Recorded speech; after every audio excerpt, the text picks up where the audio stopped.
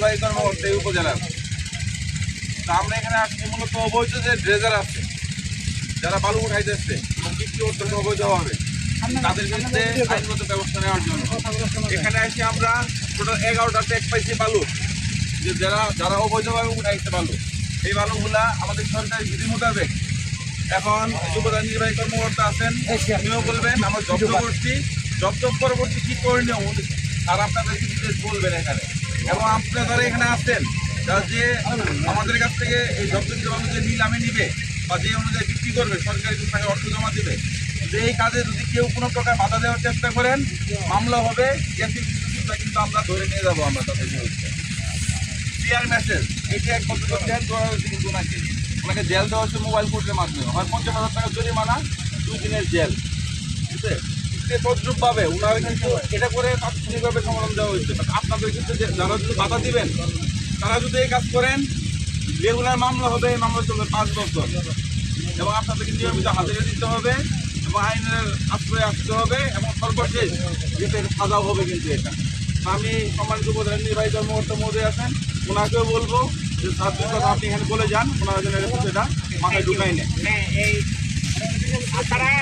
আপনাদের সকলের অবগতির জন্য জানাচ্ছি, আমরা আজকে এই প্রায় 12টা থেকে আমরা আমাদের অভিযান শুরু করি। আমাদের ডুমাউড়া উপজেলার পুলিশ বিভাগ এবং আমাদের বিজিবি, তাছাড়া আমাদের অফিসের সাপোর্টিং স্টাফ সহ আমরা অভিযান শুরু করি। আমরা নদীর ওপারেও আমরা ওইখানে একজনকে জেল দিচ্ছি 7 দিনের, এবং আমরা ওইখানে অনেকগুলো বালু জব্দ করছি, প্রায় 10,000 ঘনফুটের বেশি।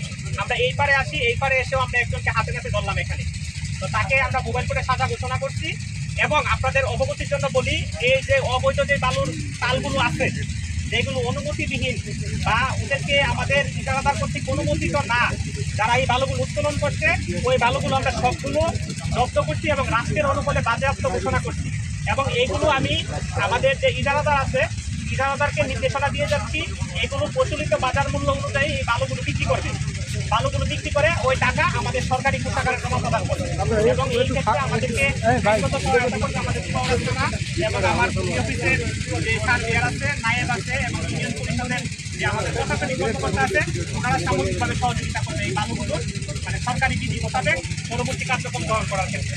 আর আপনাদের সকলের অনুরোধ করবো, এই সরকারি সম্পত্তিতে যদি আপনারা কেউ হাত দেন, তাহলে সরকারি সম্পত্তি চুরির দায়ে কিন্তু আপনার বিরুদ্ধে আইনগত ব্যবস্থা গ্রহণ করবো।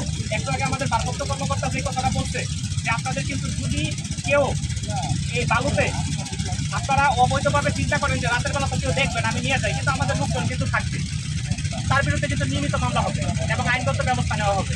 আমি সবাই অবগতির জন্য বলতেছি, নদী থেকে বালু তোলা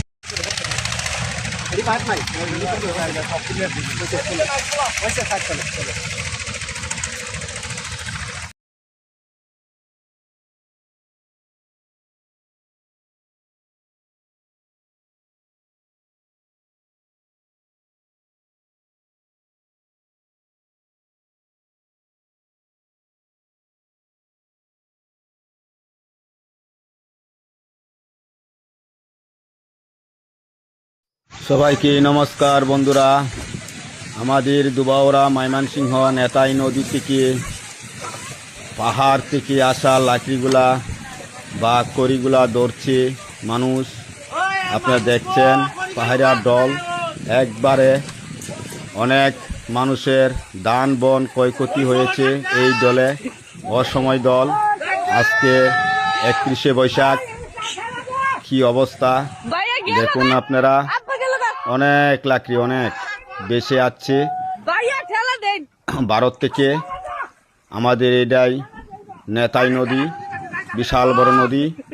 এখান থেকে পানি আসে অনেক। দেখেন খড়িগুলা বা লাকড়িগুলা আসছে, মানুষের দড়ি দড়ি রাখছে। পাহাড়িয়া দল এই নদী দিয়ে বয়ে যায়। অনেক ক্ষয়ক্ষতি হয়েছে মানুষের।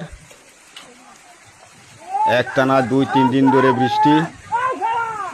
বৃষ্টির কারণে মানুষের অনেক ক্ষয়ক্ষতি হয়েছে। ধান বন খড় এগুলা আজ পর্যন্ত এখনো ধান কোনো জায়গায় কাটা হয়েছে, কোনো জায়গায় কাটা হয়নি। মানুষের অনেক কষ্ট। সবাইকে ধন্যবাদ।